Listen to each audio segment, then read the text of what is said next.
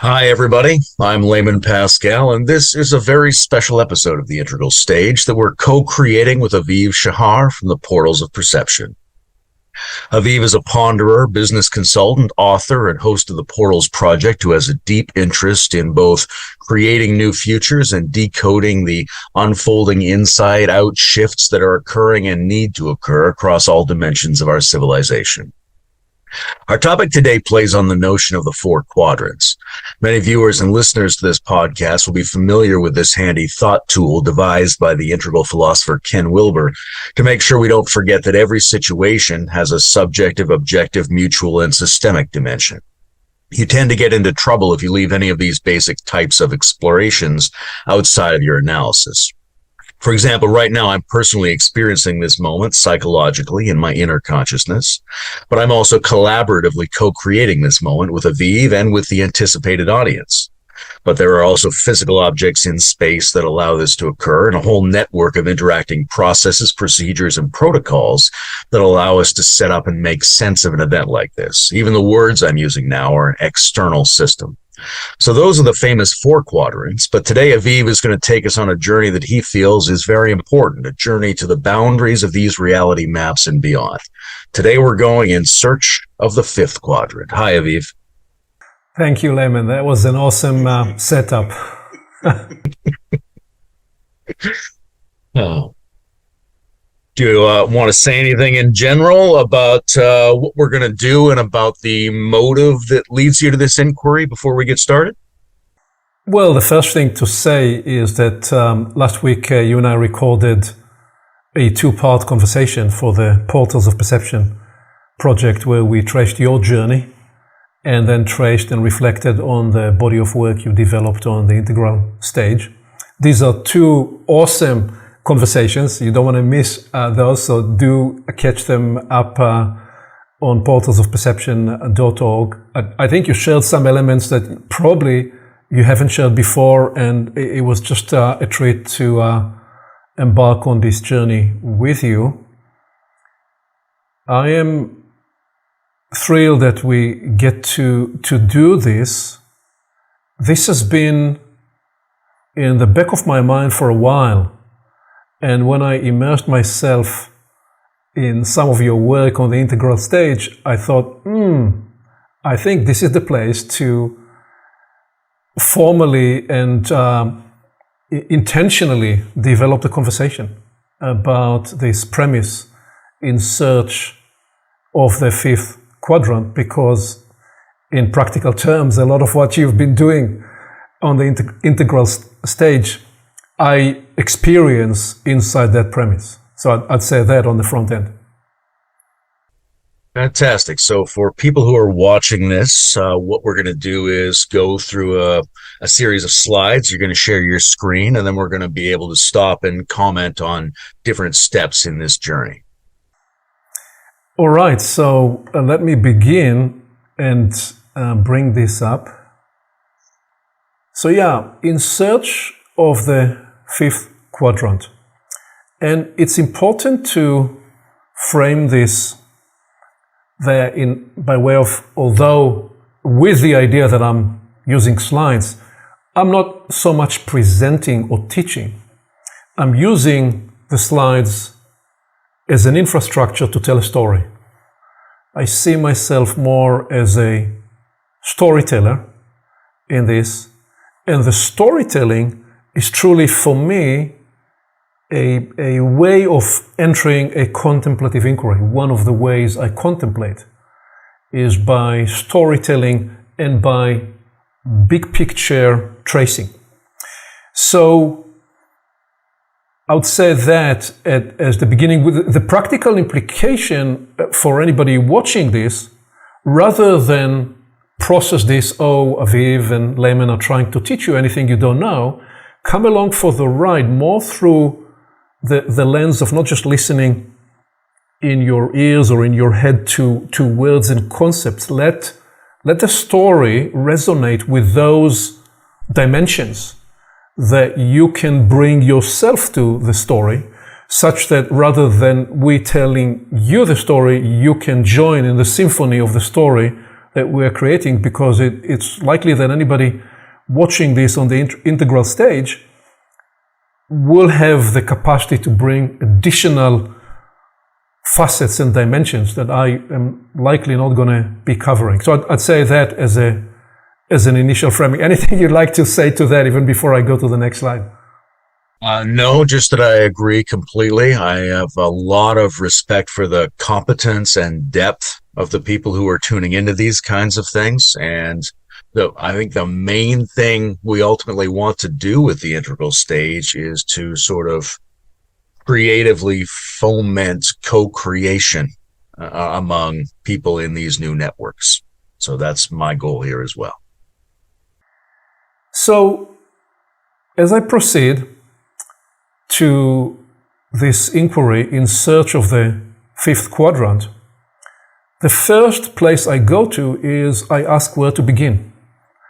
I have made a career out of this idea of not immediately proceeding to answer the question that I am choosing to focus on. I've done this in the business world, I've done this in the developmental and spiritual inquiries that I've been engaged with. And the idea is that I want to just stay a little longer to hover in the synaptic cleft of possibility before we begin to define a particular directionality. So it appears as though I'm making a step forward and I'm immediately making a half a step backward. So I'm actually stepping back from the main inquiry about the fifth quadrant to say where to begin, where do I want to begin a contemplative inquiry, and then I make even another half a step back by saying what possibility pathways can we create.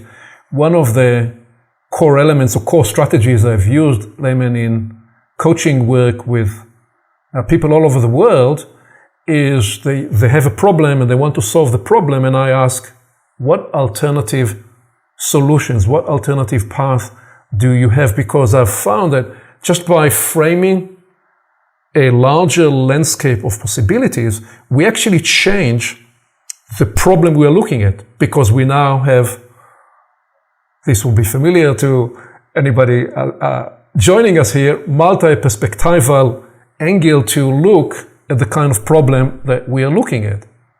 So when I say, this is me contemplating out loud, when I ask myself what possibility pathways can we create?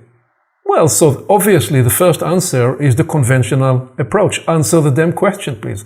What is the fifth quadrant and what do you mean by that? So that's a legitimate path forward. By taking that half a step back, I create a space where, rather than being captured by that immediate response, I look at it as one of the alternative paths. And I then look at other options. So this is where I would actually almost turn away from the core inquiry, because I'm now generating the symphonic arrangement in my own cognitive and energetic process to create the conductivity that will actually allow me to approach the inquiry. Because ultimately, as you framed in the first place, we are asking ourselves to do something whereby we are looking to approach something that's beyond the four dimensions that we know. So if we are asking ourselves to do that, we need to cultivate a space that lives outside of those four dimensions, or at least emergent through these dimensions. So for example, one approach that I've used in the business world, because I help some of the most admired companies in the world develop their strategies, there what I do, I ask what is the future we imagine, and then we work backward from that future. So rather than converging immediately on what is the right strategy, we step back and I lead them through a loom of inquiries. That is the way I've approached the problem of strategy creation, and I've made a highly lucrative career out of that. And again, companies in Silicon Valley and other places said, yeah, this is novel, let's do that. So could I approach in this way? I don't know, it's an option. Let's look at another option. When I lead discussions to help us perceive our situation, I often begin by asking what brought us here. And then we evolve the inquiry and the exploration in all directions concurrently. And it is this multi-directionality of the perception we are seeking that enables us to truly perceive the situation we are in. So that's another possible strategy. Well, a fourth strategy is the way I found optimal to help build a desired skill. In that problem, what I do is I look to try to define and identify the sub-skills and that are generating the meta skill.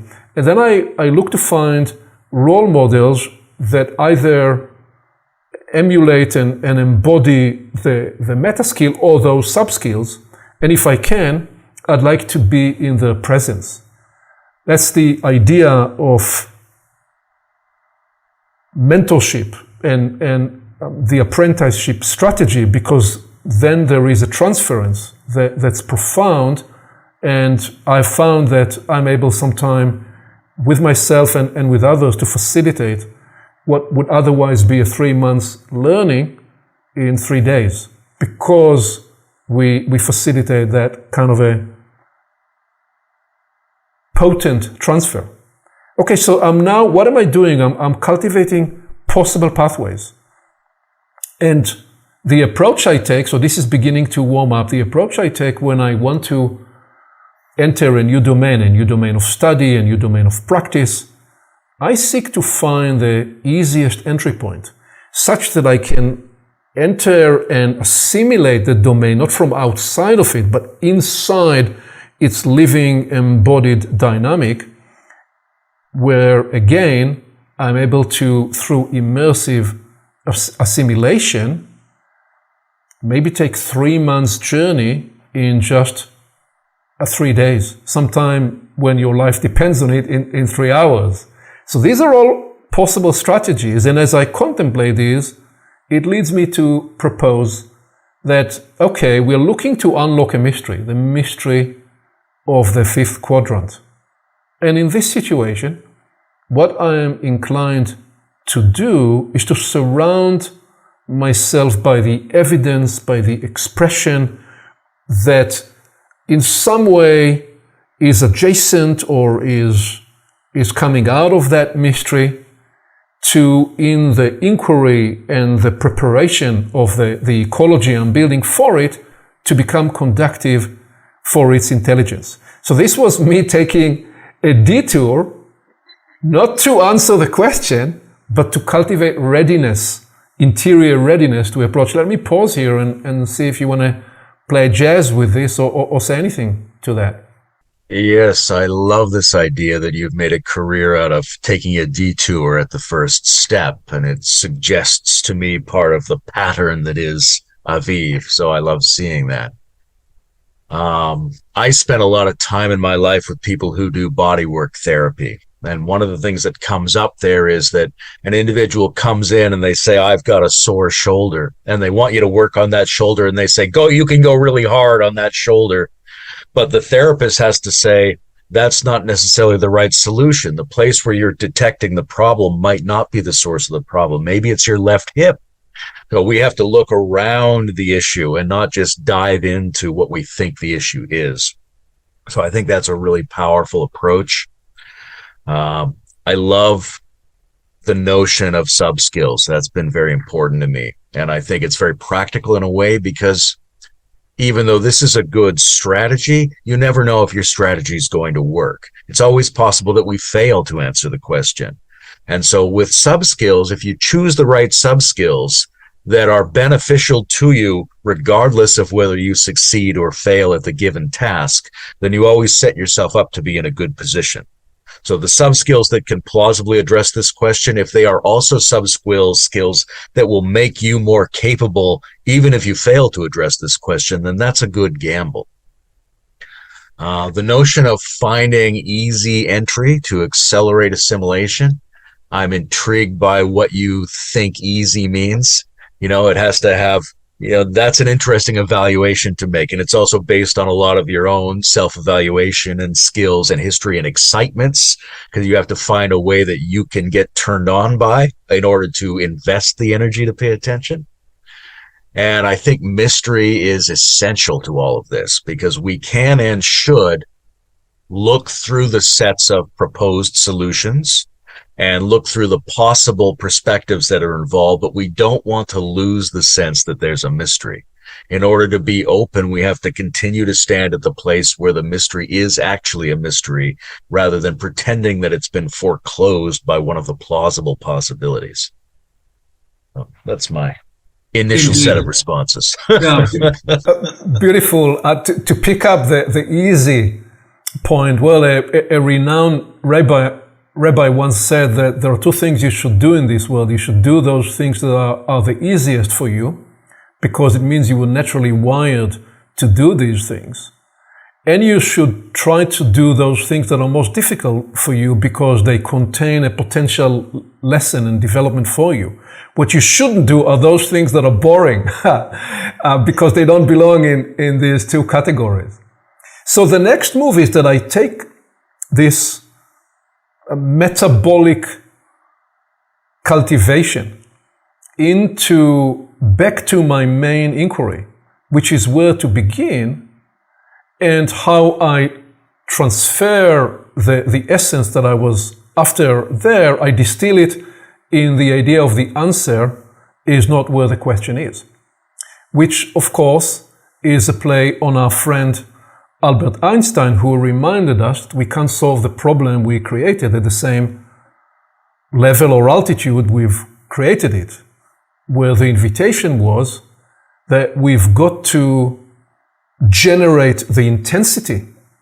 And the other brief, which is not often remembered, is that he said you've got to focus for 95% of your energy on the problem, but the whole point is focus on the problem to create the intensity such that you unleash an escape velocity that enables you to transcend the problem to different altitudes, to different point of perspective that will enable you to see the problem in completely new eyes.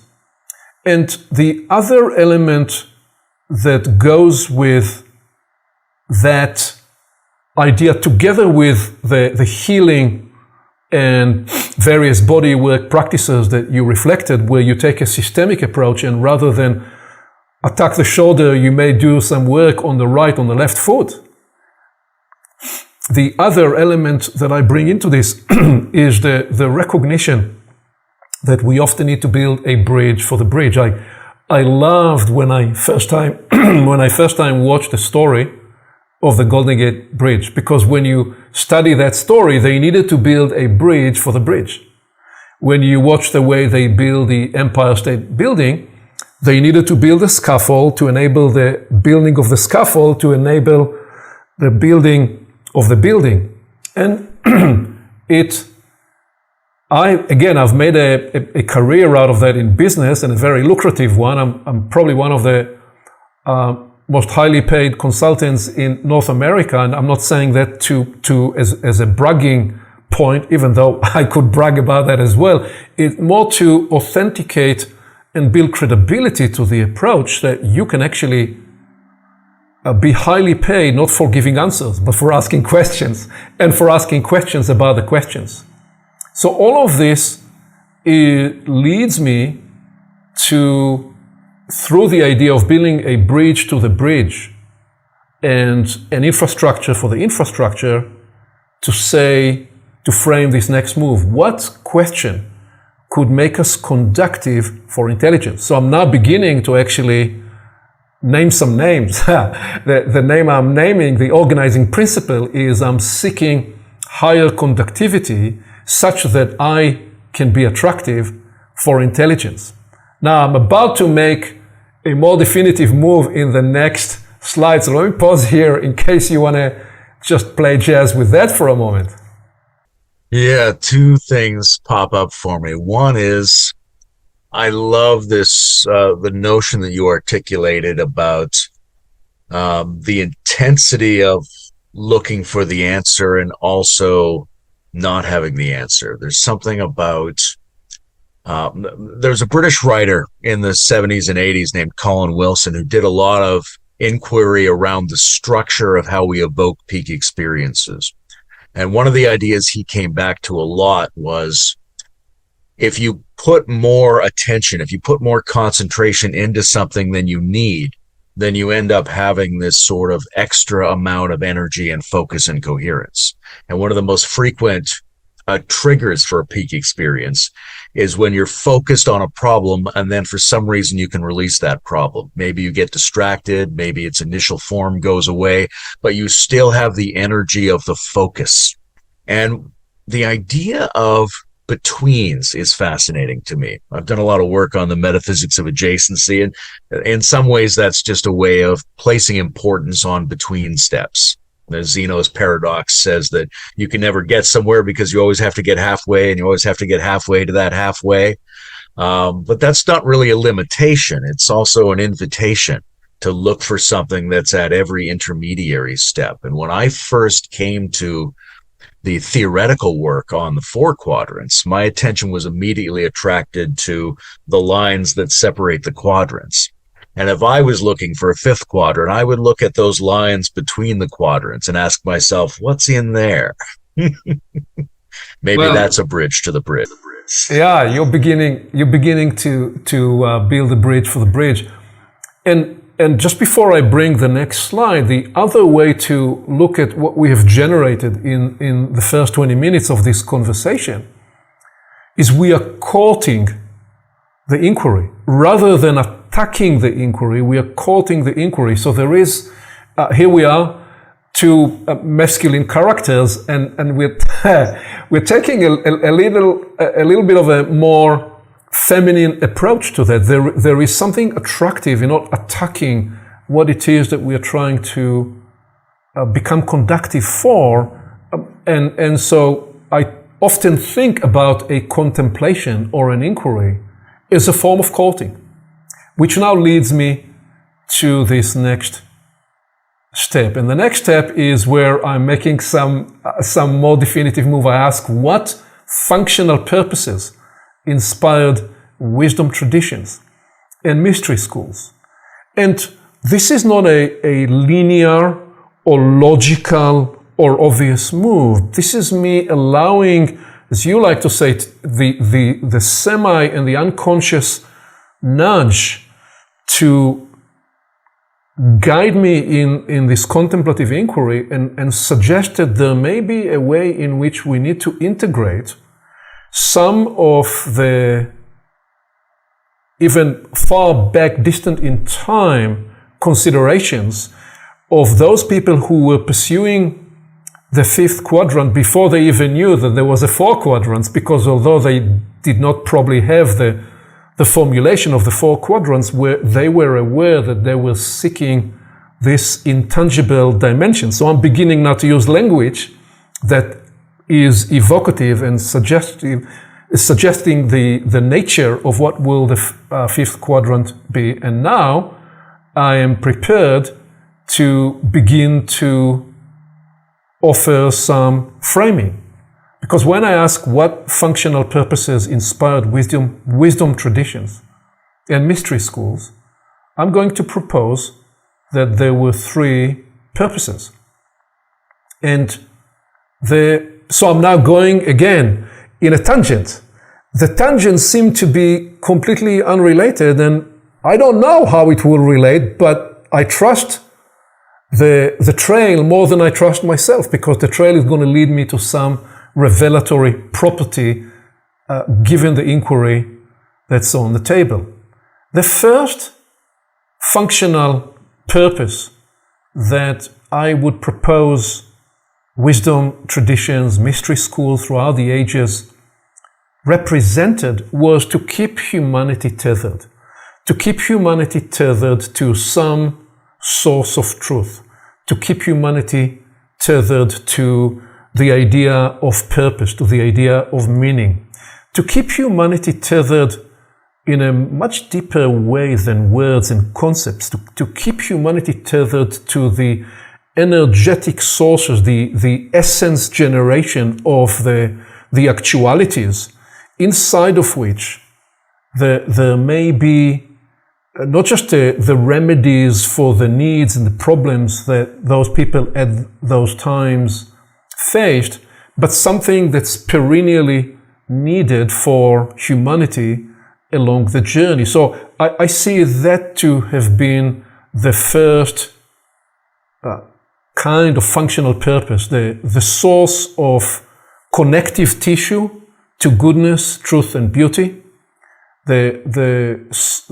connective tissue to all that's potential for human life.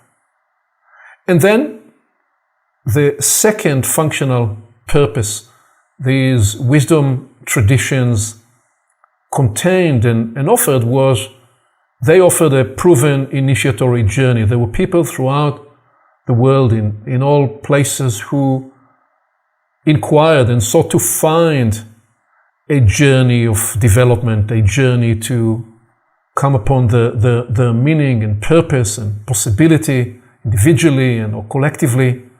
And what those traditions represented, they represented a proven and tested path. In other words, it would pass from generation to generation, sometimes be updated, and you knew that you could discover something that has been tested. And then the third, represented by some of the people in those traditions and mystery schools, every couple of generations, there would be somebody who would be skating to the edge of the tradition, at the edge of that path, to offer an update to the evolutionary path. And when we take a big picture view of those traditions, they generally present themselves in two main orientations, two main strategies. The Western tradition of the up and out orientation, and the Eastern tradition of the down and in orientation. If you like, two renunciation strategies. Obviously, these are huge approximations and simplifications. The Eastern orientation down into the body, teach us and build the practices to control the machine, to bring it under discipline such that the various inner lives of the body are trained into better sense of harmony, and such that they, rather than being a cacophonous noise, they support what it is you're trying to do. So that's the down and in, inside the mind, inside your head, to develop that sense of vacant emptiness such that you can become available for something else. So that's the Eastern orientation. The Western orientation of up and out, seek the highest point of communion nearby, whatever that may be, and ultimately develop through that communion a renunciation strategy that's outside of this world. So an escape rather than a control of the here and now in terms of the carnal and the body. So the last point on this step is, I'll say, well, we can probably, certainly with your know-how and experience, we could spend a long time, a series of conversations reflecting on the shadow and the light element of both strategies. The point for me is to recognize that these were, in some ways, even in the ancient world, the strategies that endeavored to explore what we may be, I don't quite yet know yet, but perhaps what we may be suggesting in the idea of a fifth quadrant. Let me pause here. I think you probably can play jazz with quite a bit of what's on the slide there. Well, I'm not surprised that you've gone into mystery schools here, because your metaphor of porting this intelligence is something that one finds in esoteric literature from all the continents of the world. It's in the gospel. It's in a lot of the stuff in India, and we have to become the brides so that the groom will descend into us. I like the three purposes. I think keeping humanity tethered, to me, is the reason why you see waves of prophets throughout history. And the Old Testament is a great story of many prophets coming, because even though the people think they're still following the way, they've actually deviated from the way and they're not getting the results. And so a prophet has to come and say, you think you're being pious, but you're actually not doing it. And we have to start doing it, or else we will suffer the wrath of the gods, so to speak. The thing that I see in keeping humanity tethered and providing proven initiatory journeys and periodically updating the evolutionary path is that there needs to be a dedicated subset of the population that's holding space for this regularly, and that has to be drawn from the right sorts of people, not people who are official priests, but people who have the deep inclination and capacity, and who can be alert for all of these things, providing these functions, doing the inner and the social tasks that are called upon. The orientations are classic, the ascending and the descending paths of spirituality. Each has something to offer and each has a detriment. Going up and out, the risk is that you become an escapist who rejects the world and believes in a magical hierarchy that only moves toward increasing abstraction and impersonal experience. But if you just bring things down into the world and ask the spirit to give you capacity in this realm, you miss the truly transcendent expanse that's available. So somehow those have to be folded together. And there have always been some people interested in figuring out how to do both at the same time. Your comment about the small or large section of society that would be dedicated is an interesting conundrum for us at this time, because you could go all the way, historically, all the way back to the ECE, which was a contained order, and other mystery schools. So in many of those instances, we do have a circle that's in many circumstances you'd even have to struggle to physically find them. They are hidden from mainstream. And even if you did find your way into them, you'd need to be on the outer ring and the enclosure and spend the 7 years before you can be allowed into some truth, and so on and so forth. We are obviously now in a different time where some of what was contained has come into or is seeking its way into the mainstream. And that by itself is a story within a story. We could another time go deeper on that. It's probably a trace of the last 100, 150, 200 years. And when we tell the esoteric trace of the epoch journey, that becomes an important angle to consider. I use the opening you gave me there to simply say that there is a historic context why we would be able to inquire into the fifth quadrant in this way on YouTube at this time.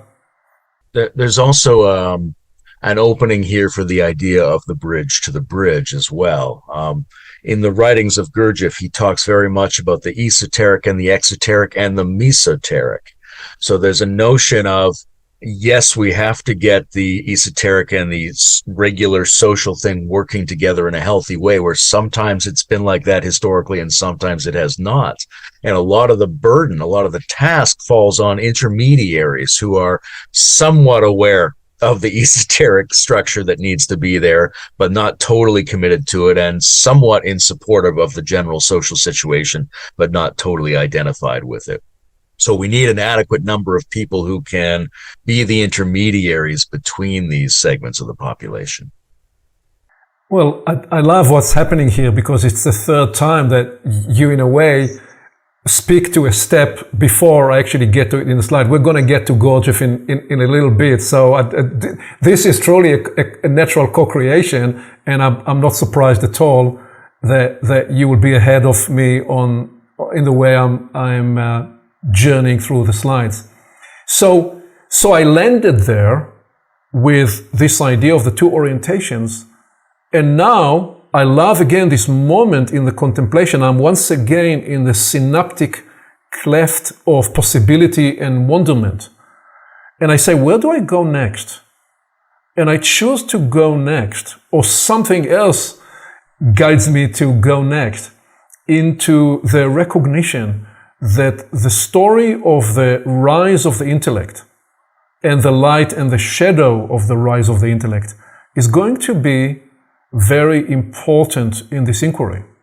And when I talk about the rise of the intellect, we could trace it in different ways. I will go all the way back to the 11th and the 12th century, the early universities in Europe, the invention of the printing press, the Renaissance, building momentum all the way to the Enlightenment and the scientific method, framing through that and the Age of Reason, the entry into what will become the Industrial Revolution, which is one major application of the intellect. And why do I bring the intellect in this? Is because there is a conundrum which says, could we actually, number one, recognize how dominant the intellect, the instrument of the intellect is today, even in right now, in our ability to conceptualize all these concepts we are playing badminton with here.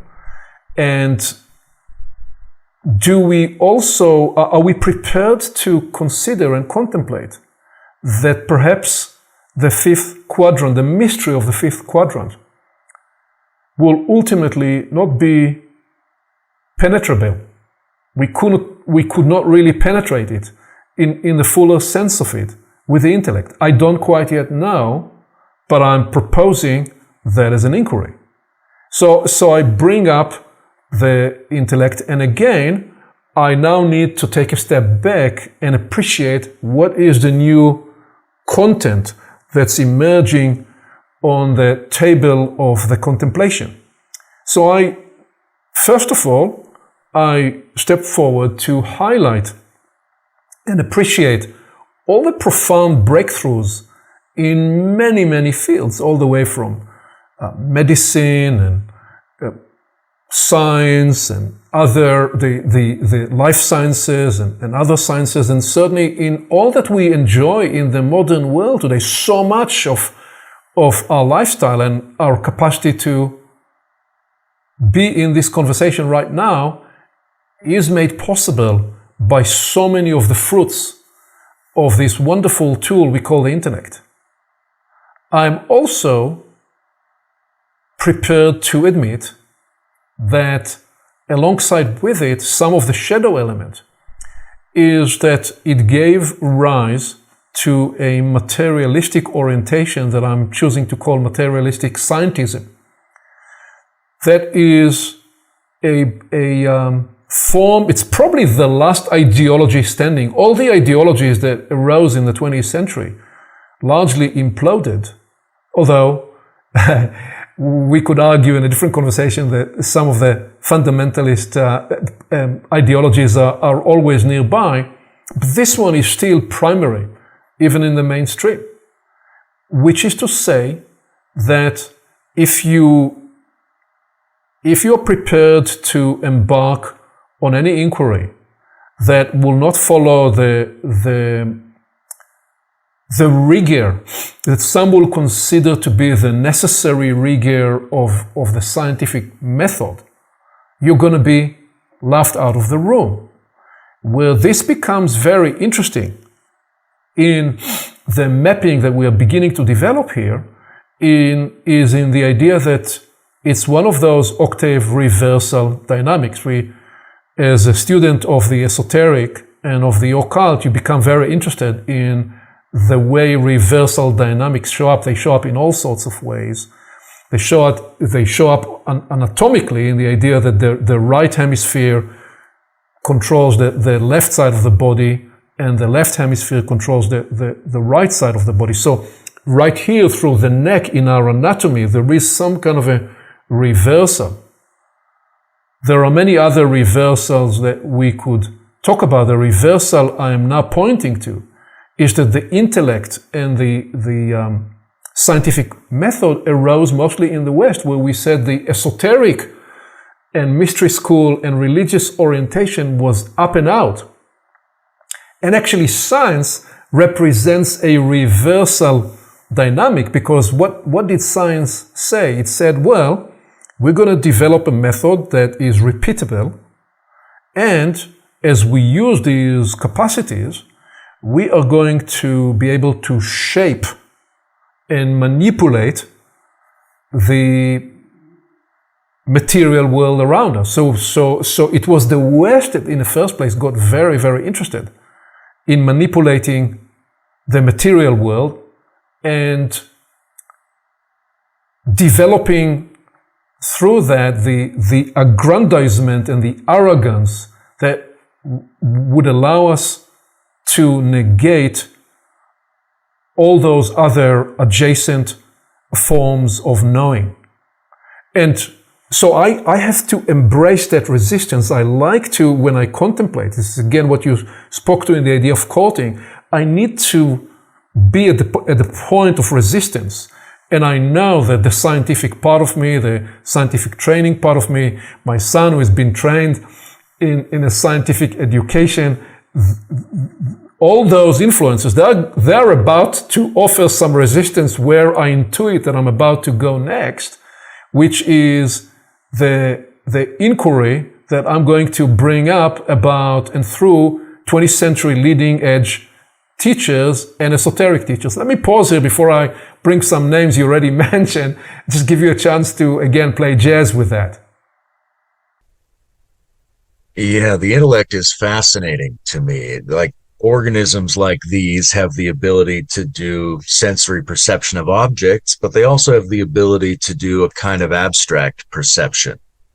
And this abstract perception, I think, originally takes the form of social categories, which are embedded in a multidimensional life world. So the categories were originally things like the gods. There's war and peace and love and truth, and people made images of them. They told family stories about these qualities. They felt the power of them in their body. But gradually we got a very abstract, very refined way to quickly use categories for thinking. And it started to become fast and efficient, and it enabled new discoveries, but it was also kind of collapsed, kind of denuded of its complexity. And this operated in tandem with technological discoveries. And for me, lately I've been looking at pottery as sort of the moment at which left brain dominance in the Ian McGilchrist and Leonard Shlain sense takes over, because for a long time our ancestors had to work with stone and bring forth the images that they saw projected in the stone. But once you get pottery, you can decide what you want and make a whole bunch of them. It's sort of the first left brain factory production model, and it starts to feed back on us. And then we get cities, and then we get written language, and then we get mathematics, and each one helps our brain become more specialized in this one particular way, which is very powerful, but also leaves out a lot of the basis for multilateral truth and the production of meaning. However, it's also, in terms of reversals, a little bit too easy to tell a negative story about that, right? Heidegger tells this negative story about how we've got trapped in techne and have lost touch with being. But if we follow the line of science, it starts to change. It starts to turn into something else. The science we have today is very different than 18th century mechanism. Today, it's the science of symbiosis and fractals. It's our brain science that tells us now that we need to fold the right hemisphere back in. So if you let that program keep running, if the algorithm runs a little further, it almost changes direction and invites us back into this transfigured, archaic sensibility that leading edge and esoteric teachers and the leading edge scientists have been pointing at for a little while now. Yeah, beautiful insight about pottery as the first potentially industrial production line. And I've always felt that once we started to develop industries and discovered the potential of a production that's not bound with a seasonal cycle, in a way we imagined that we were superior to nature and develop the arrogance that we can control the world. We will rethread to this provocation you just offered at the end there about the cutting edge of science and where that is going in a little bit. So now I'm ready to, with this resistance or challenge of the intellect, I'm ready to call some names into this. And you mentioned Gurdjieff, so let's bring Gurdjieff and why? Because we are seeking to again build a bridge to the bridge in this inquiry of the fifth quadrant. And though I'm not a student of the fourth way, I'm going to offer myself an outside looking in abbreviated story by suggesting that one way to describe the problem that Gurdjieff observed was, he said, first of all, you're not you. You're filled with other influences that are nothing to do with you, that are alien to you, number one. And number two, even the part that is you is completely disjointed. Your thinking, your feeling, your doing and willing, your different energy systems and energy centers, they're completely disjointed. So you sound and you look and you behave in a disorganized and cacophonous way. And, oh, by the way, not only you are not you and the part of you that is you is disjointed, guess what? You're also captured by an automatic system, automatic robotic circuitry. And so that means that those influences play in a way that are captured. So you're really, unless you do something special, you have no chance whatsoever to discover your way forward. And so the brief that I'm distilling that he's offering, he said, well, first of all, we're going to have to disrupt your thinking pattern and disrupt your behavioral pattern to release you from any and all of your automatic behavior. And he's doing this with his mental practices and with his sacred dance practices. They're all in one way or shape or form designed to disrupt the automatic patterns and to then facilitate the harmonization of the different energy centers, the heart, mind, and body, or some people like to talk about it as the 3H, head, heart, hands. Whatever way you want to talk about this, you need to bring those different systems into harmonization such that you can then, again, my language, engender higher conductivity inside this harmony to produce an ultraviolet state, which is another way of describing a peak experience outside of the spectrum of day-to-day experience, because it's only there and then that you may be able to truly discover your essence. I intuit you may have something to offer as commentary to this, to play jazz with this. This is me again building the scaffolds to what might be a way to appreciate today this decade of transition we have entered, the search for the fifth quadrant. Please, Layman. This is I think, a great, simple way into a lot of what Gurdjieff is trying to offer. And he sets himself up very intentionally as a person who's trying to bridge Eastern and Western, ascending and descending models, and to use as much as possible a kind of science-friendly, imaginative terminology for all of this. I think one of the things that's becoming more and more apparent is that we have to treat individuals as pluralities. right? Whether that's parts work or whether that's new models of neuropsychology. We have a bunch of different interacting intelligence centers. We're not just a single preset individual. We can become more individual by getting these parts to cooperate as a better team. But I think Gurdjieff is one of the best articulators of what a contemporary and future spirituality needs, which is an embrace of human plurality. I think the energy centers are a sentence, a very simple heart, mind, and body is a very simple way to understand it. We can zoom out from that and ask ourselves, what are the other possibilities? May all the different lines of Howard Gardner type intelligences, maybe all the different parts on a Ken Wilber map or whoever else we're looking at, we may be able to do this with many different types of intelligence systems within our unit. But I think you're right that there's, at the very least, phenomenologically, the greater teamwork and coherence and alignment between our internal intelligence systems, the more we seem to bring something down, the more we seem to access a fundamental layer of being that's not only able to see patterns outside of our habits, but is also able to give us the energy to start to act on those patterns.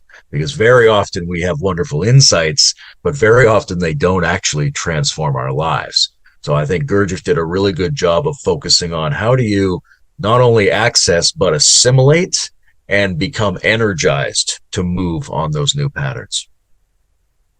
And we then proceed to bring Steiner, who operated at a similar time, a little earlier than Gurdjieff. And I don't know if these guys ever met in some coffee place in Paris or somewhere. I wish I could, if that happened, I wish I could be at the table. I'd be interested in what they would say to each other, but they must have been aware of each other's work in some shape or form. And here is the way I understand again, and I'm not a student of anthroposophical studies, but inside this bigger sweep of things, this becomes a very important inquiry. And one of the first things that Steiner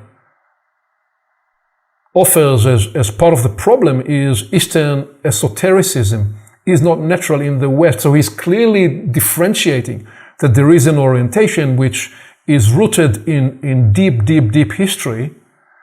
And he is also then saying that not only they are not one and the same, which is why he's separating from the Theosophical Society that look to facilitate integration of East and West. He is also saying that Western esotericism is confused and is divorced from source. And then on top of that, he is proposing that science, the way science has risen throughout the 19th century into the early 20th century, has been captured by a materialistic orientation. We spoke about that. And then on top of that, he's describing that man is captured by arresting influences that he or she must liberate themselves from to acquire freedom. Obviously, he's using the names of Luciferic and Aramanic influences. You don't have to necessarily look at these names. Is describing the orientation of, again, if you like, the possessions, and though he's not using these terms, the possessive persuasions of the up and out orientation and the possessive orientation of very much the exterior world and the material world. And obviously those have other dimensions. And so what is the brief that he is offering to the problem? He is offering the brief that, well, we've got to begin by cultivating a mood of soul that's attuned to the higher worlds. And then not only that, we've got to acquire knowledge of the higher worlds, because by ourselves, without that tethering connection, we don't really have objective knowledge, true objective knowledge in the way he perceives it, that would make a difference. And the catch is that to truly acquire knowledge of the higher worlds, well, we need to develop higher sense organs or higher bodies. This is where some of Gurdjieff's work and some of Steiner's work perhaps There's one convergence point. They will each in a very different context, but be gesturing to the idea of higher bodies, that energetic bodies that one need to develop.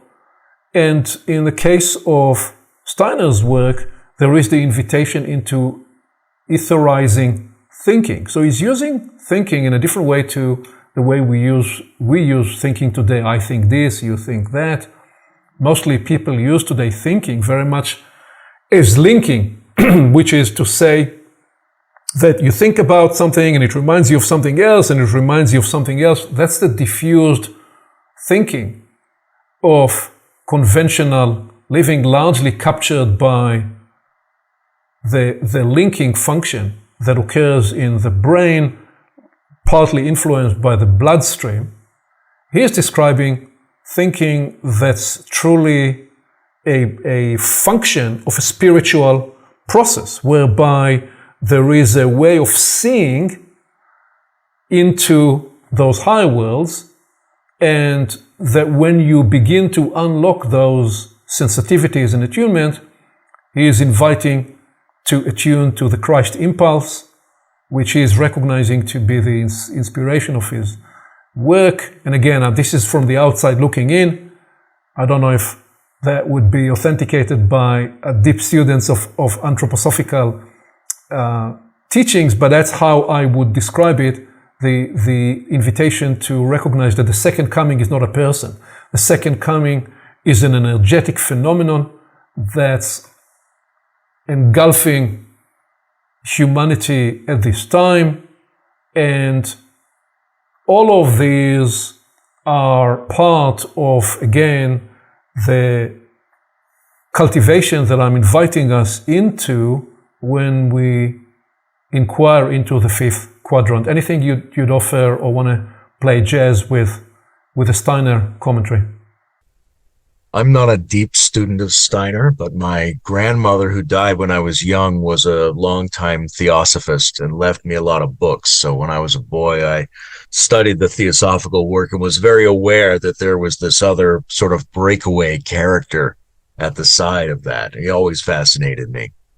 He's not as humorous and surrealistic and swashbuckling as Gurdjieff is, but he's an incredible theorist and mystic. And I think he did a really good integrative job. He obviously did a fantastic job in trying to start new educational facilities. So the Steiner educational program is probably his greatest legacy at the moment.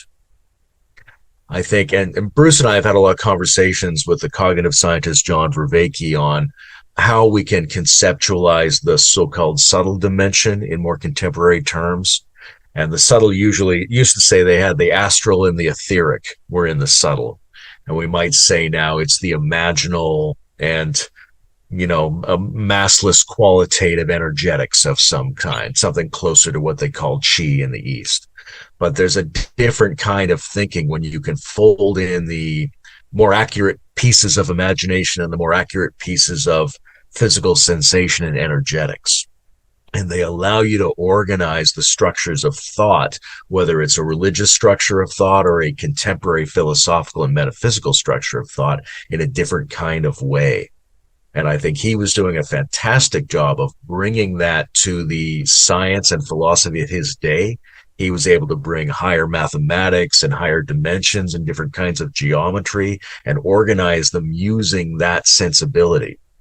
And I think we have to keep doing that as new forms of science and philosophy arise. And the danger is that we get stuck in a 19th century or an 18th century attempt, which was very successful, and we cease doing the thing that he was doing, which is so powerful, that we now have to do with algorithms and computations and fractals and all the kinds of idea sets that we're generating at this moment in history. But if we can think through those in an etheric fashion, then we have a tremendous integrative tool at our disposal.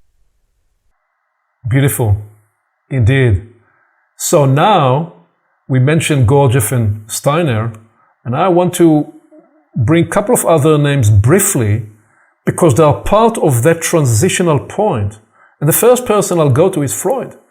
Obviously, Freud completely on the other side of the river from Steiner But why do I mention Freud? Because Freud too recognized that the human experience reached a certain dead end or a certain, what I would call a stop situation. So he endeavored to reintegrate the unconscious. He reintegrate the unconscious, and at the same time to, because of the mindset and the spirit of the time, frame it as a science. So he is very much endeavoring to establish the psychoanalytical practice as a science to be recognized by the rigor of the time. And if Freud is for us the marker, the point that where there is an endeavor to integrate the unconscious, then Jung is the place and is the person where he says, well, great, but let's go beyond that and integrate the collective unconscious, and all the rest of the work is doing later in his life. For me, the problem with Freud and Jung was that even in their inquiry into peak experience and the edge of the envelope in terms of the human capacity, their formative experience was through study disease and highly dysfunctional people. So there is a bias that's brought certainly in the work, the more advanced work.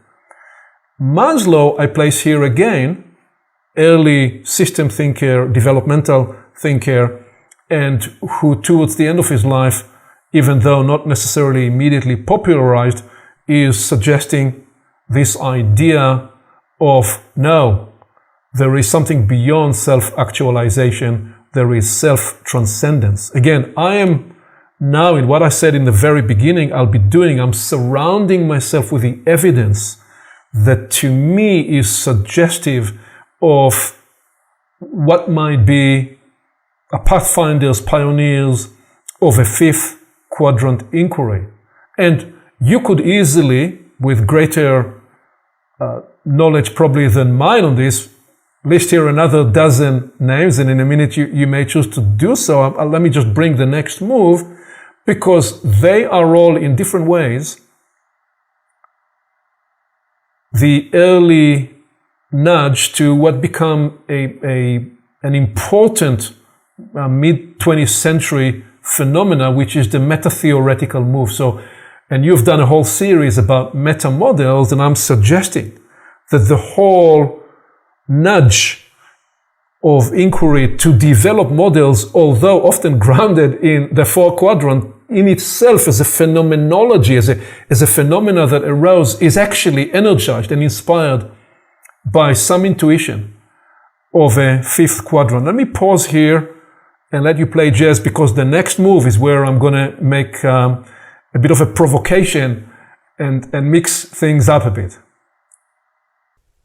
Now, when I look at Freud and Jung and Maslow, who were all great geniuses, I'm immediately aware of how much all of them owe to Nietzsche in their various different ways, and how much he's upstream of many of these 20th century breakthroughs. But I would also immediately want to put Wilhelm Reich on that list as one of Freud's pupils who kept the focus on the body and on the stimulation patterns of the body and the way we breathe, and opened up the possibilities of bringing a psychoanalytic Western bodywork together with Eastern health practices.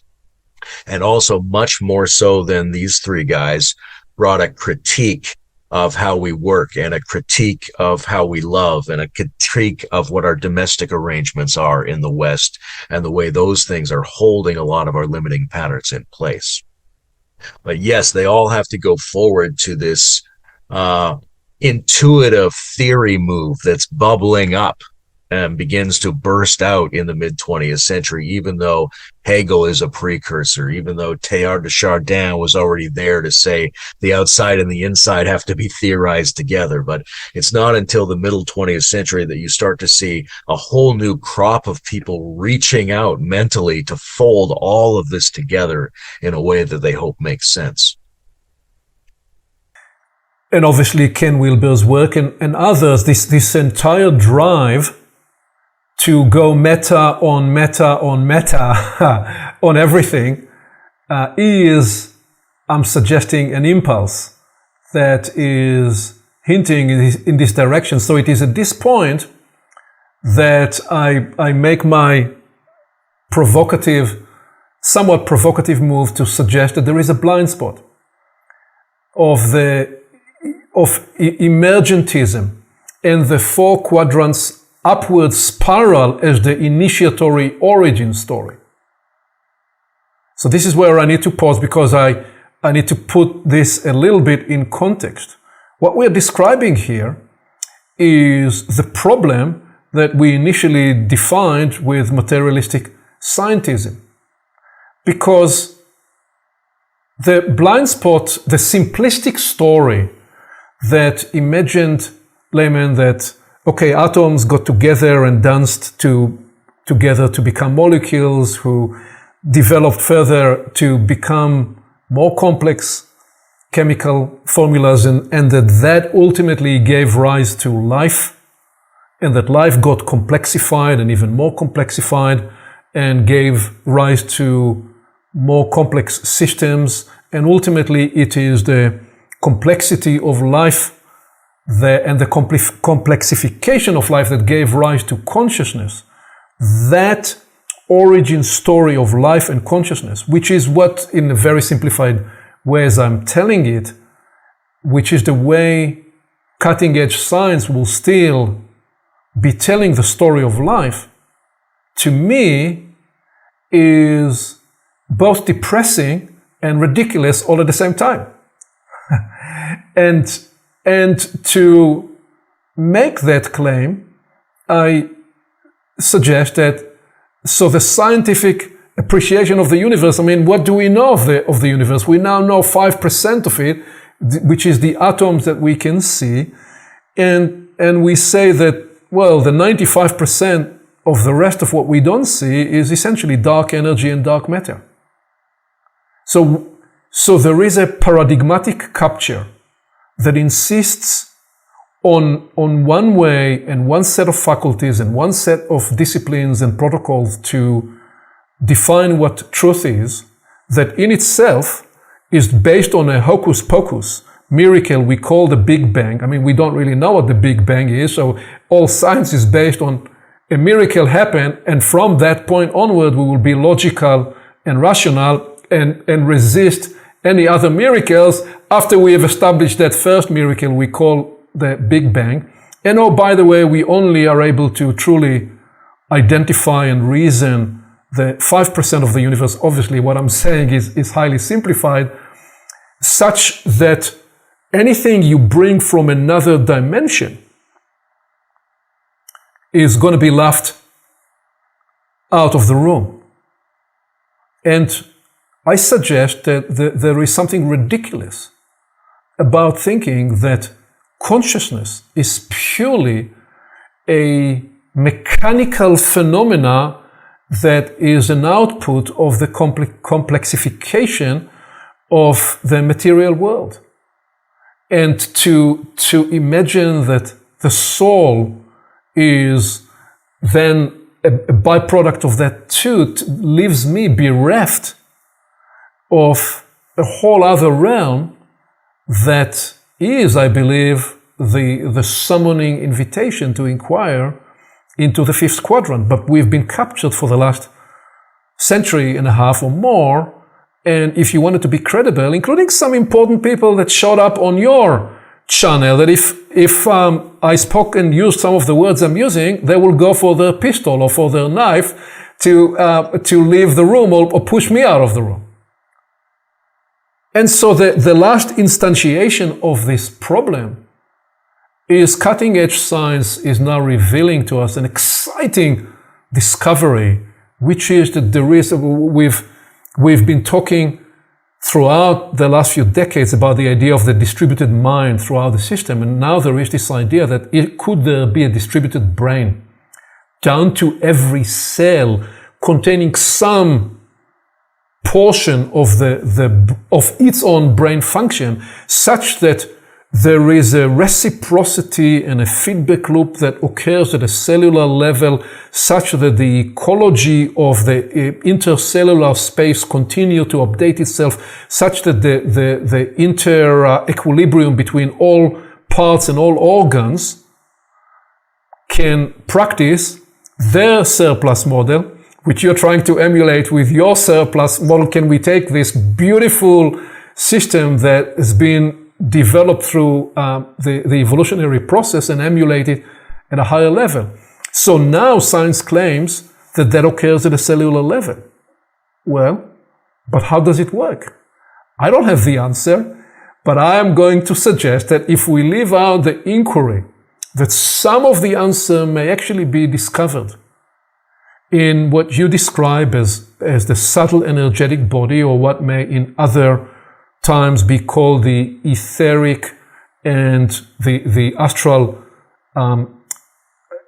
intelligence streams that actually flow through the body, and that they develop and are responsible for the intelligence feedback loop that enables that reciprocation at a cellular level. I don't have a scientific proof to establish that.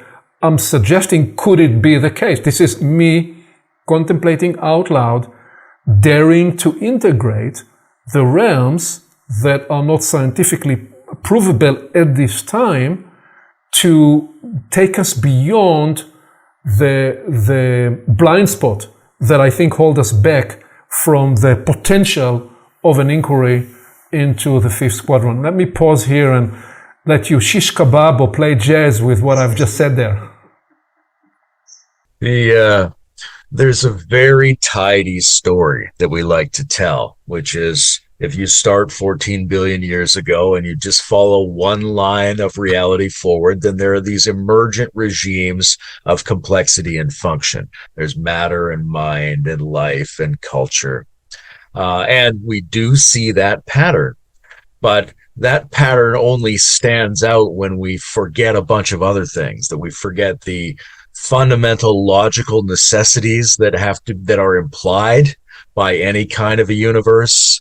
We forget what happened before that Big Bang. Now we might say we're forgetting what's happening in possibly all the other universe narrative streams. If we're embedded in a multiverse, there's a much larger set of elements that are in play. And when you try to factor those elements in, you get a much more complex story that's not simply a linear set of surprising emergences. And one thing that always struck me when looking at a four-quadrant map is how much of each of the quadrants is analogous to the unconscious, right? With the individual, we can say, okay, most of your psychology is actually hidden from you. But we can look, as with your circle here, you can look at the physical universe and go, oh, most of the matter and energy is actually hidden from us as well. And you can look at systems and look at computations, as Stephen Wolfram does, and say, most algorithms are formally irreducible. They can't be summarized or shortcutted by other computations, meaning that most of the possible computations in existence wouldn't be recognized as patterns, even though they are patterns. So each of the quadrants contains a huge amount of mystery space. And unless we're interested in trying to work with that mystery space, and even work with it when we can't quite know it with precision in the foreground of our mind, then we're most of reality out of the picture, even though it's a very attractive, very tidy picture. This was the very inspiration of the epilogue that I wrote for Creating Futures some 7 or 8 years ago, when I was still investing in building my business credibility and essentially synthesized the method that I've developed for the work I've been doing in the business world. But the epilogue essentially asks the following question: what would be a universe like human? Which precedes by 7 or 8 years the inquiry that I've developed over the last year in Portals of Perception, where I'm inquiring into the idea of the universalis human, which we will land at the end with here as part of the search for the fifth quadrant. But the essence of that was, could you, very much within the idea of what you framed, could you imagine yourself through this lens that you only know yourself by 5%, and that you are forever in the inquiry of the discovery of the more of who you are, and when you are able to embrace that fully, you become more interested in who you are becoming today rather than defining yourself by who you were yesterday. And as indeed is the case of with the 2011, I think, Physics Nobel Prize for those two or three teams that discovered that the universe is actually not slowing down as initially anticipated in the early 20th century, but it was rather that it was accelerating. That for us humans, when we became more universe-like in our nature and orientation and transformational processes and practices, the way that it will manifest is that we will be forever more accelerating towards who we are becoming rather than defining ourselves by who we were, which by definition means we will be much more living into our unconscious potential. So it is at that point of all I've done now, an hour and 15, I've been courting and journeying around to come to say, well, in light of the East and West mystery school and wisdom traditions, earlier attempts, and in light of the rise of the intellect and some of the 20th century moves and those great esoteric teachers and other teachers, and that meta move to develop meta models, I'm now asking, what are the corrective, seeking and integrating moves in search of the fifth quadrant? That is the inquiry. And my assertion is that if I attempted to begin there, I would not have the richness of an ecology of awareness and mindfulness and capacity activation and sensitivity to now run by you 12 moves, many of which you are naming and categorizing in many of your conversations. And I propose to do this rather swiftly and pause after a few and let you make some comments.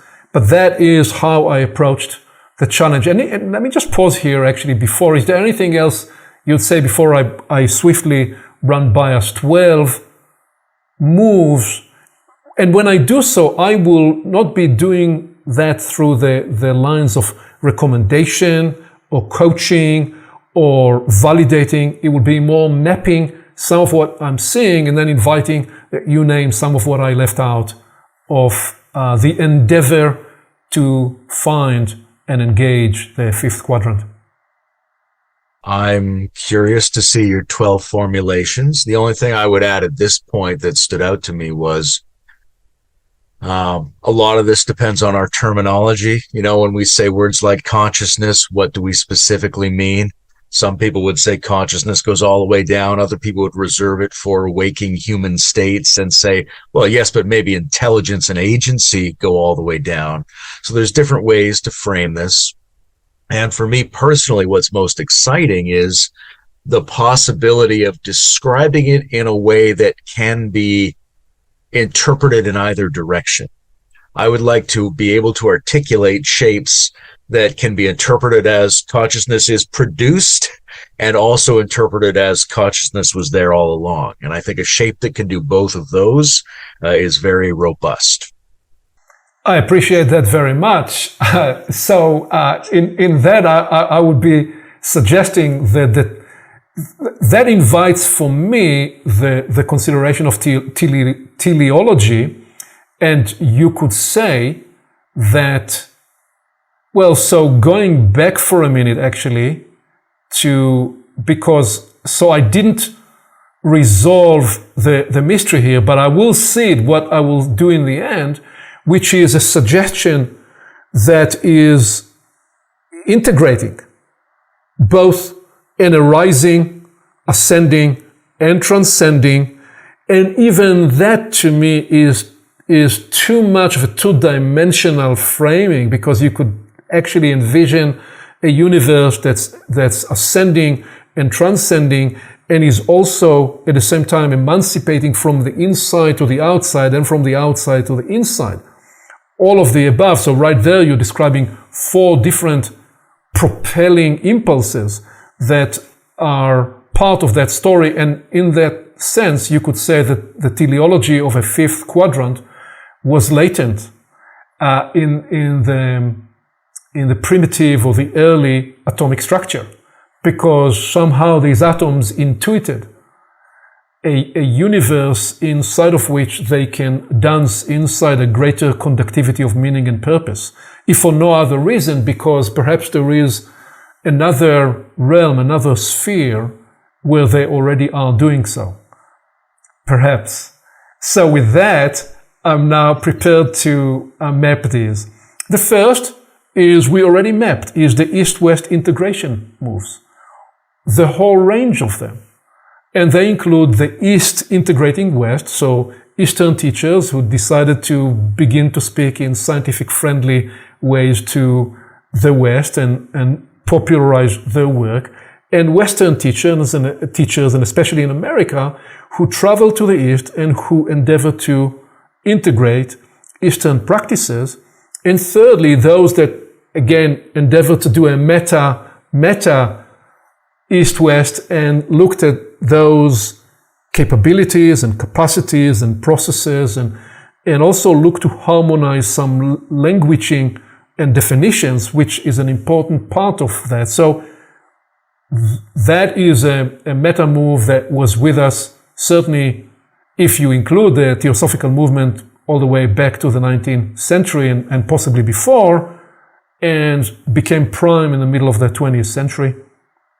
And then build on that the science and spirituality integration, which you alluded to earlier, by the algorithm of science pushing the envelope and admittedly, in part at least, powered and propelled by the very wealthy people in Silicon Valley who are seeking to immortalize themselves beyond this incarnation in the flesh, which is their, some will say, egotistical, aggrandized way of wanting to persist beyond this life. But not only those, the many people who, through many different lines, sought to bring science and spirituality and technology together as an integration move, seeking that other dimension that we are generally describing as the fifth quadrant. That's the second move. And then the third that I am mapping here is the somatic and the subtle work where, and you alluded to, this is clearly part of your formation and part of your work, working with the body, working with engaging and integrating the different energy centers, integrating the somatic awareness, and also reaching that point where there is the capacity to use the somatic awareness as a crucible or a laboratory of research, where it becomes not just the subject of the phenomenology that I'm discovering on the inside, but I am now actually researching that as part of the discovery tool of that other dimension, of which I am part of the orchestra of discovery as it arises. And I'll bring one more and then invite you to comment: the subtle embodied relational we space. And that quest, again, we could probably trace it down even to 19th century. I would probably, in the context of our inquiry here, bring it to middle of the 20th century, the early rise of tea groups and other we dynamics, the Rogerian school of listening and observation, the Samoan circle in its various forms that became the application used in open space social technology, that where there is a circle in the middle and a circle around them. That discovery that when we become collectively observant of our shared behavior, we potentize a unique phenomenology, and inside this space, inside this enhanced intensified conductivity, something else is arising, and that could itself be the suggestion of a fifth quadrant. So the moment I begin to speak to that, it becomes obvious that, of course, you could map many of those through the four quadrants. And in this case, number 4 relates to the lower left. And largely in the way I've described, number 3 here would correspond with the upper left. And perhaps number 2 and 1 correspond with the upper right and with the lower, well, with the lower right and the upper right. So yes, you could say that each of the four quadrants contain an emergent exploration into the fifth quadrant. When I complete this, and actually in what I said earlier, there is the provocation or the nudge or the resistance that there is more than just the emergent property of each of the four quadrants that is seeking and is suggestive of a fifth quadrant. Let me pause here and let you play jazz with these first 4 moves. One of the things that stands out to me about East-West integration is that in addition to them coming together, however we want to define terms like East and West, coming together to absorb and elicit different aspects of each other's wisdom, there's also a kind of a triangular structure where they both come down from a more ancient culture that had wisdom prior to the difference between East and West. And I think one of the elements in East-West integration is a return to the archaic and the indigenous wisdom and the attempt to feel into what it was like before this separation.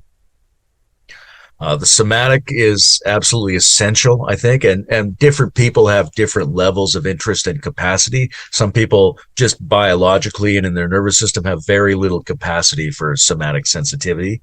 Others have a great deal of that. But if you have that possibility, it opens up an entire additional set of information on top of everything else you're experiencing. It allows you to, Timothy Leary called it the neurosomatic circuit.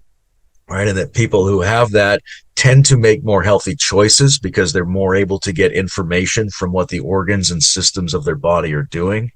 They're more aligned with living systems in general because they can feel the stimulation that goes along with successful thriving in ecologies. And I think also there's this ability to do a different form of meaning making and perception. And the work of Eugene Gendlin, in terms of testing out whether an idea that describes your psychological condition is valid or not, is a process that he described as sort of weighing back and forth between the words and the sensations in the somatic structure of the body. Not just assuming this issue is about your mother, but trying out different ideas until you feel one of them in your body sort of click into place. And that same kind of process that can give you a whole other level of insight about yourself, I think can also give you a whole other level of insight about the world if we apply a similar process to our perceivings. We encounter an idea, we encounter a situation, and we don't necessarily immediately assume we know everything about it. We try out possibilities internally, and we check those possibilities in our somatic infrastructure, looking for one that feels like it matches. And that feeling is really powerful, and people who explore it find it becomes something like a spiritual path of its own. It gives you a tremendously shifted way of being in your body. So I love that. And the relational thing is huge. And one of the elements that gives rise to that, 2 of the elements that really stand out to me. One is our sense collectively that our social structures are failing us, right? That they're not giving us the ancient sense of meaning and community, nor are they able to address the accumulating crises of modernity. So we know that we need to get a better cultural and interpersonal dynamic going. We need to be able to handle the current situation in a way that gives us mutual satisfaction. So we've become experimental in the last 100 years, trying to figure out new ways to do this. And I think that experimentation has been fueled by the sciences. I think the models of physics we've seen have driven that forward. David Bohm is a great example of a guy who moved from his models of physics to new forms of dialogue. But he's not alone. Relationality is at the heart of Einstein's work. Relationality is at the heart of the quantum revolutions. And I think we've had a few generations who've seen how important mutual interaction and calculation and symbiosis are in the way we describe the fundamental energetic nature of reality. And that's trickling down into the rest of the culture and making us really aware that we have to be thinking in terms of relationality and mutuality if we want to make greater sense of the world that we're in. And that leads us, Layman, to what I'm describing in move 5. I think you'll have much to say about shamanic integration and the psychedelic renaissance. This is me cheating. I needed to have put these in 2 separate boxes, but I ran out of space. So I used one space for both. Sometime they're used in convergence, often not.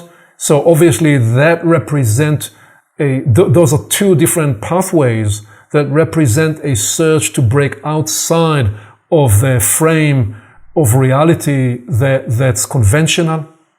That brings us to what I'm codifying here as the number 6 space, developmental and transformational ecology of practices, where the emphasis is on the convergence of different practices in different spaces, in different dimensions, and that it is often the convergence of those different realms and different practices where there is an unlocked potential. And I think, although I only last night read your surplus paragraph, one paragraph about it, I think that's a core idea in the surplus model that you have developed. So that's as the 6, move number 6.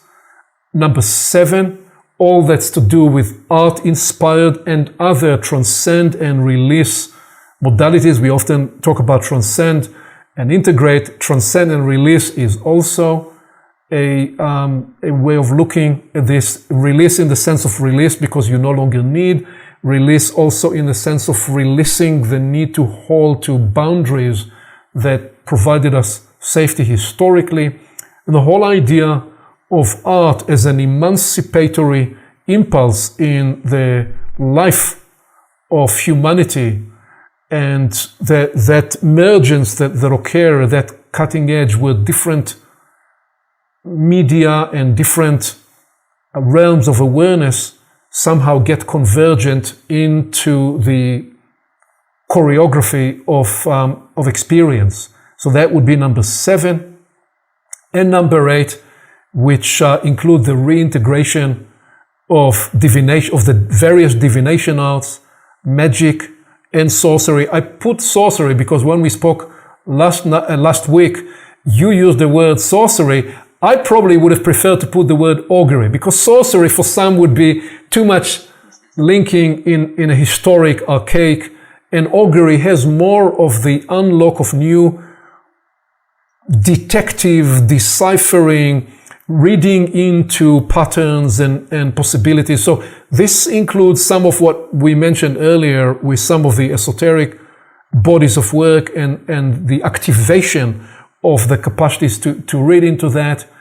And obviously, I don't mean quote-unquote astrology just for astrology's sake, but some will actually use astrology or tarot or any of the other various tool sets where it's only an excuse, it's only a distraction, it's only, in a way, tools to give the person who is on the other side something to anchor their consideration, where the person interpreting and engaging the divination is actually using another faculty and is using those tool sets as an entry point to enable them to describe what it is that they are able to enter in terms of the adjacent forms of knowing.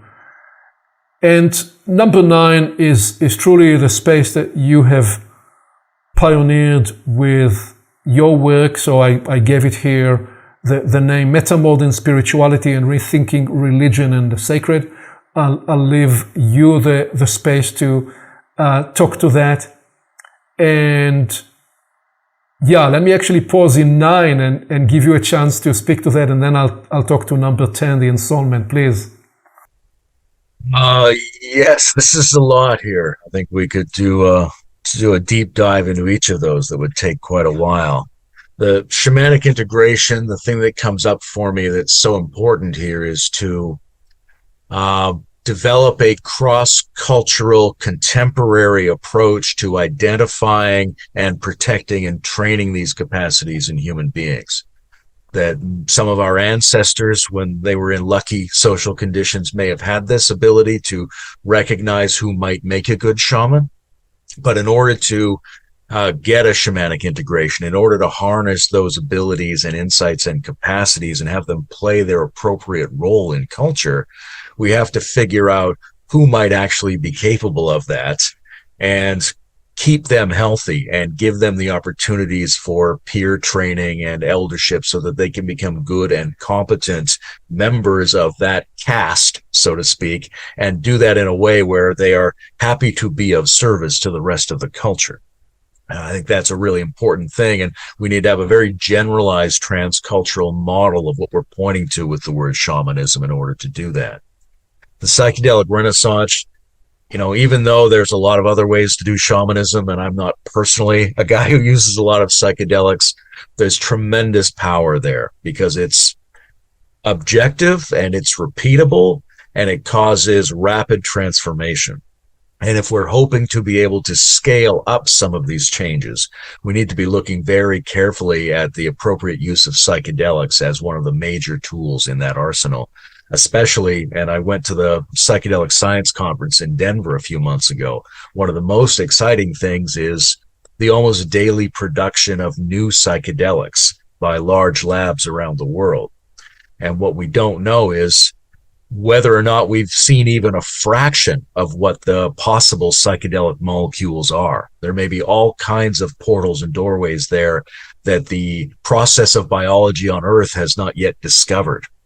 Right? What if what we've seen is only 1/1000th of the types of psychedelics that are possible? So that's a very exciting frontier with a lot of possibility. The developmental practices and the ecology of practices, unbelievably important, really important to place that at the core of our definitions of religion and spirituality. And for me, a lot of it comes back, we mentioned this before too, sub-skills. What are the basic practices and the basic principles that we can identify, that we can sort of reverse engineer successful wisdom practices from the past? We can explain them. We can phrase that explanation either in esoteric form or in sort of neurobiological, electric, physical form, and allows us to improvise new types of practices, which we can sort of vet by saying, do they or do they not meet the standards imposed by these principles and sub-skills? And because we have them in a very primitive form, because we have like the ecology of the proto-practices, then we can spin them up in a way that operates inside any particular phrasing or symbol set, because we have to be able to go to people who believe they're secular, or who believe they're Christian, or who believe they're Muslim or Buddhist, and say, why don't you try this? And it works perfectly well with your idea system and your language and your symbols. It's not based on you changing any of that, but can fit into that at a very basic and primitive level. The art is essential. The release is essential. My friend Tom Murray's model of development is very much focused on transcending and releasing. The thing that strikes me about art, though, is it's not just a release and an ecstatic participation. There's also, speaking Gurdjieffian, like a form of self-cultivation that's involved in the discipline of making objects of art. If you take that path that leads from a subtle prompt to the manifestation of that subtle prompt, you've extended your will over time, you've increased your ability to organize many of your parts, and you've increased the chances that you can take an idiosyncratic pleasure in your life, which I think is part and parcel of the essential developmental trajectory. So there's something that artists do in the making of art that is a developmental discipline in and of itself that I think we could generalize and expand to more domains. I love a word like augury. One of the things I like about sorcery, though, is the implication of agency and the slightly dubious vibes that one gets from a term like that. Because I'm doing a course right now with Scout Wiley on the Hermetic and occult arts as a subset of the New Wisdom conversations. And we're asking ourselves questions like, what is it that gets left out if we leave out magic and the occult from that conversation? And one of the things is the sensation of the weird, the feeling of the strange, the encounter with the monstrous and the dark. There's something about that that's contained very nicely in discussions of sorcery, and you don't get it when you talk about Christian mysticism and the new cognitive science. So I think one of the real gains you get from talking about magic is the opportunity to feel something a little bit dubious and strange. And I think a word like sorcery sort of invites us to that suspicious feeling. Metamodern spirituality is, on the one hand, a completely open term, right? We've seized upon it, myself and Brendan Dempsey, as a way of opening up a space for people with a new cultural sensibility, the kind of sensibility that works well with meta theory framing, but to bring that together with a real life of inner practice and to attempt to do that in a way that sidesteps a lot of the social problems that have been associated historically with spiritual training. How do you get a system in which you can honor each other's differences, but you don't fall into a trap of simple hierarchy or react against that in the trap of a simple egalitarianism? How do you talk about God, talk about the soul, talk about inner practice without getting trapped in an over-reified sense of any of those things?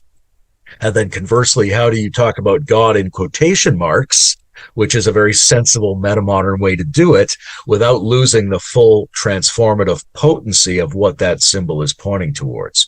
So trying to get that balance right and trying to create dialogues and practice spaces where people who are more fluid in moving between their different internal systems and more open to saying yes and no simultaneously to each element of their own arising thoughts and questions and interactions with each other. It's a very beautiful, a very open space. There's a lot of people moving towards metamodernism as the cultural successor to the problems of the postmodern. But in order for that to be really human and really deep and really capable of generating meaning in the world, it's got to be paired with a deep and serious exploration of the kinds of transformations and development that are possible through the use of those basic developmental subskills we were talking about. Beautiful, or else it becomes an academic / political movement that's devoid of the inner life of its true potential.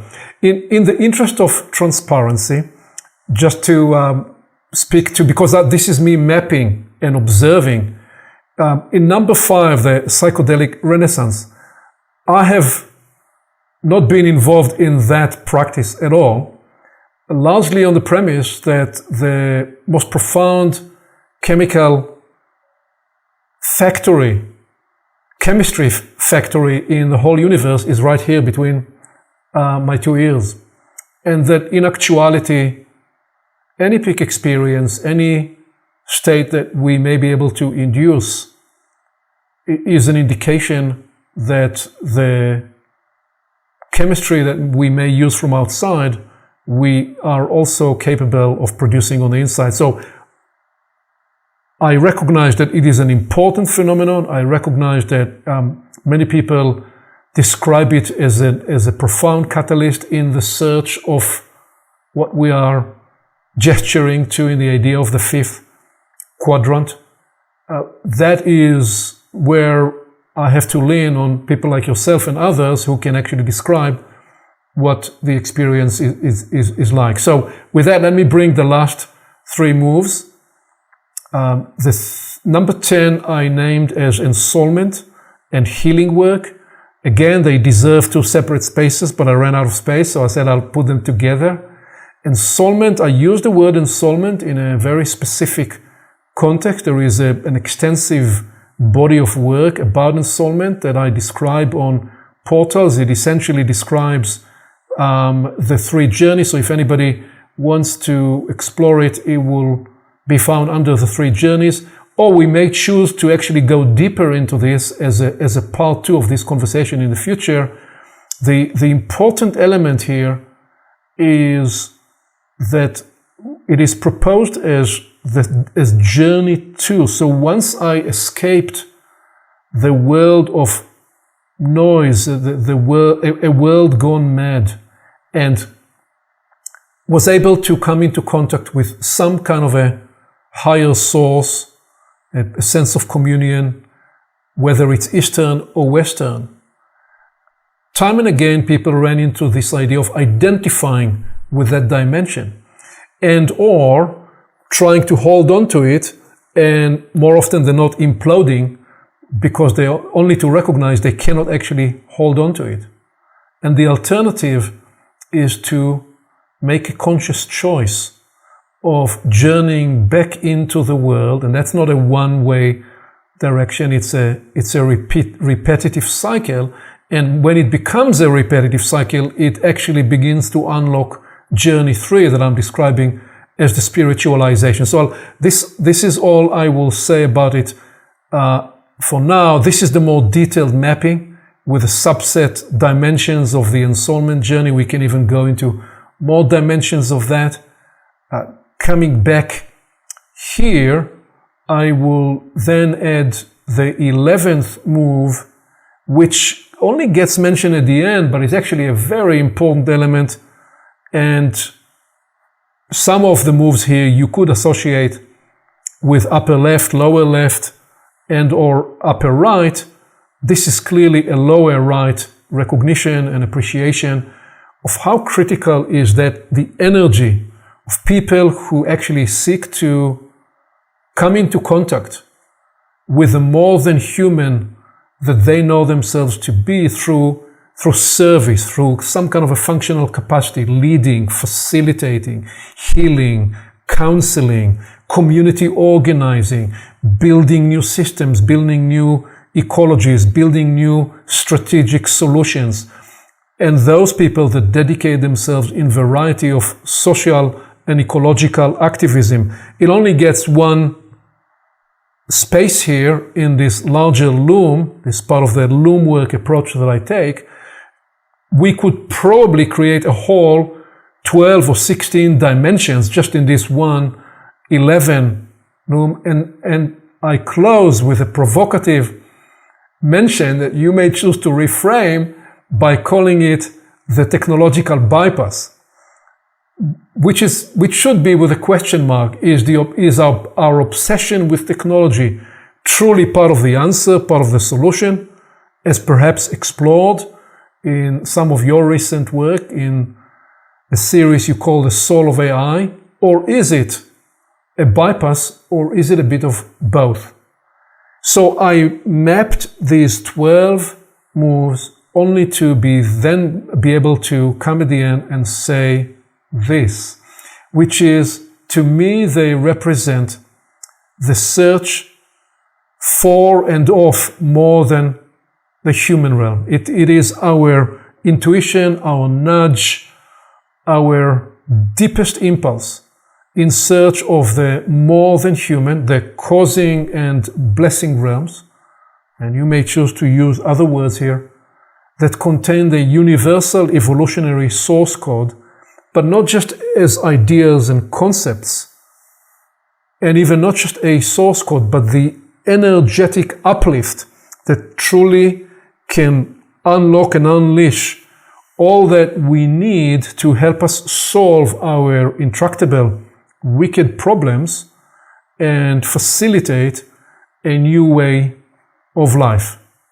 And my assertion, I have only one more slide that is mapping some of the endeavors and explorations on the portals of perception project and inquiry that essentially is seeking and searching for the fifth quadrant. My assertion at the big picture story is that this is what this time is about, that I admire your work with the Integral Stage Project to be one of the central places where this liminal endeavor occurs, where often you, I think, like to talk about a world between worlds or a space in between worlds. In my work, we describe it as a journey from one epoch to the next. I'll come back to this slide in a minute. Let me just complete this here and then let you comment to all of the above. So I talked about the ensoulment journey, some of the epochal journey is describing how we've gone through that journey where the epoch that is ending was ultimately an initiatory journey to discover how the sapient planetary expression of who we are was being prepared, was readying, is now readying to transcend into what may be 1,000-year, that is if we don't blow this place up, and if we don't apply one of the other civilization eliminating trajectory, but if we don't, that ultimately we're in the threshold of the next 1,000 years of evolution, the essence of which is that we become a universal human, Homo universalis. And that the meta move we've seen in the 20th century of being able to integrate multi-perspectival dimensions was an expression of awakening and bringing online the universalis human, that is one of the dimensions of that universalis human. So we are exploring the Homo Universalis project. We are recognizing that we've got to do this by evolving together, and why evolve together and how we evolve together, which is a gesture to the lower left. There is the study of the natural laws and the mechanics of, if I may choose to use these words, creational logic, which is the systems that even before the systems that we build, the systems that are implicit to the universal mechanics. And that will include a gesturing to the law of 3 and the law of 4 and the law of 7 and so on and so forth. You could find the roots of in some earlier esoteric work, but can there be a way for us to bring these up to date into the currency of now? All part of the endeavor to facilitate what I'm describing here is the exploration and the search for the fifth quadrant that I assert is occurring in many places through many endeavors, through different language frameworks, and is the inspiration for my endeavor. And once I stumbled on your work, I felt was very much a way to describe the impulse of your work. So please play jazz with that and bring us home wherever you'd like. Sure. Your final 3 steps or principles there are really interesting. I think the ensoulment journey is a very powerful piece of this. And it's, I think, the one where people most often get stuck. They end up, and you see this in psychedelic communities, they get stuck trying to go again and again to the transcendental place rather than devoting themselves to a life of practice that brings that into their everyday life. And so much of that involves healing work, which is dealing with trauma, but also dealing with, as we mentioned in the Gurdjieff part, dealing with parts themselves, getting the different aspects of our psyche to cooperate more so that these peaks and insights and transcendental openings that are available to us don't remain the property of just a few bits of our being, but can spread to become the way that we are in the world, so to speak. Functional service and socio-ecological activism, there's so much in there, right? Justice is a huge part of this. Power imbalances are huge. Transformation of our economic systems, absolutely enormous.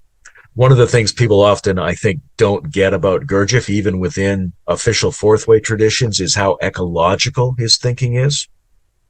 He describes his life quest as starting with the question of what's the sense and significance of life on Earth and human life in particular, which is a way of asking, what is the biosphere supposed to do? And what are sapient beings supposed to do as part of the biosphere?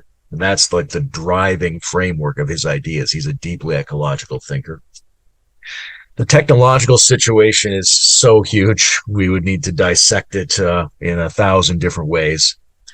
I think there's at least three major themes there for me. One is the trap that we get into, thinking that all of our solutions are going to be technological and sort of sabotaging ourselves by concentrating too much just in that one domain. But at the same time, all of the efforts we've put into that are also opening up the possibility of new patterns and possibly even new types of entities emerging into this discussion.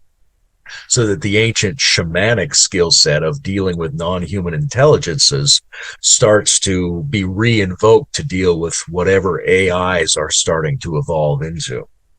And then, of course, and we might have mentioned this last week, to me, the technological and the biological have to get into the correct balance, that they co-create the natural, that nature and technology are partners in generating naturalness, and they have to mutually pattern each other. The problem is that they're divergent from each other. But if we can use nature's patterning to design our technology and use our technology to enhance what the ecosystem is trying to do, then we're in a tremendously good position.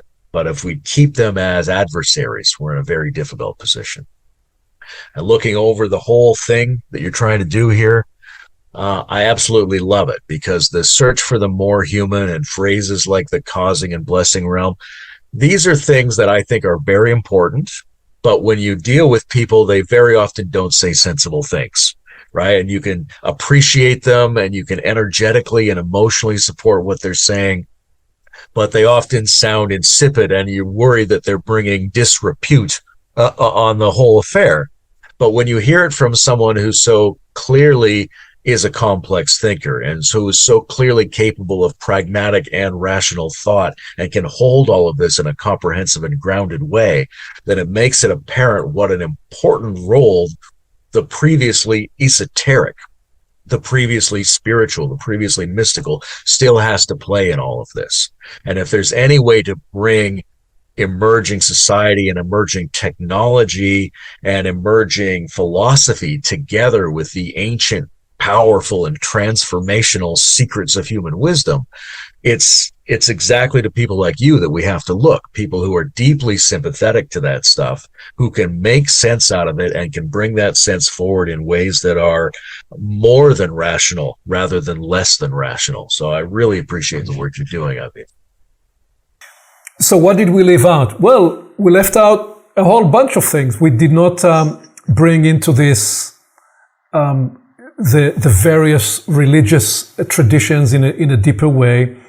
We did not integrate the Christian mysticism and the premillennial and the postmillennial schools of thought. We did not bring into it other Jewish and Kabbalistic and Sufi traditions. So you could find a way to integrate these impulses into this in a fuller way. We also did not. Well, in the sixth quadrant. That's right. we also, just a play on what is obviously a very important construct for you, this recognition that so I'm going to use the language I use in the business world, because one of the things I do with Silicon Valley companies and others, I invite them to recognize that they have pockets of excellence in the larger organization that are completely secretive, not because they are secretive, but because they never developed the rigor of transferring the know-how that is implicit in some of their work. And to me, that's the same principle to you observing in the case of the individual, that there are parts that elevate to profound mastery, but other parts that are left undeveloped. So when I started many years ago, when I was still a fighter pilot in the Israeli Air Force, I wanted to balance that with something else, and I I turned my back on the classical music world because my mother, that was her profession. I started to learn piano. And my piano teacher said to me, just let your right hand teach your left hand how to do what it does.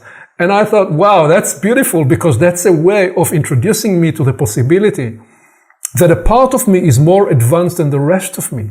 And if I can begin to see myself as a multiplicity, I did not have back then the idea that that was going to be the main pathway into the universalis human. But I can now see that when I see myself as a multiplicity rather than just as one voice, I am able to facilitate and unlock potential. And there is a way in which we can do this in the individual person, and there is a way in which we can do this with teams and with companies and with organizations. So we left quite a bit out to be developed and explored on future calls where we choose to build on this. Yes, I'm looking forward to those conversations. I think now we've got a very large but still very general playing field established between the two of us here. We're ready to start making some very deep dives into particular aspects of it. So I'm excited about the future of our conversations. Thank you very much, Layman, for the opportunity. Thank you, Aviv.